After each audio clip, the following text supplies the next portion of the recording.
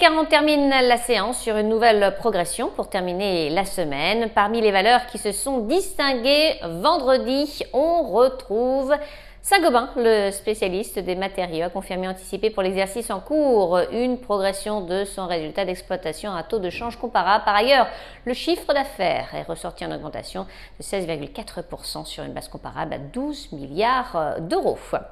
Safran, le motoriste et équipementier aéronautique, a de son côté perdu du terrain après avoir averti suspendre ses activités et ses exportations en Russie, évalue une perte d'activité d'environ 2% de son chiffre d'affaires, un impact estimé d'environ 70 points de base sur la marge.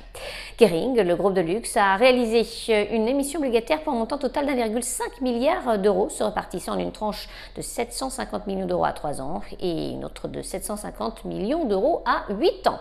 Dans le reste de l'actualité, Accor, le groupe hôtelier a fait état pour son premier trimestre d'un chiffre d'affaires en progression de 14% en données publiées, de 85% sur une base comparable à 701 millions d'euros. Coface, la société d'assurance crédit, a dévoilé pour le premier trimestre un résultat net en progression de 17,5% à 66,2 millions d'euros. Par ailleurs, le chiffre d'affaires a augmenté de 12,8%.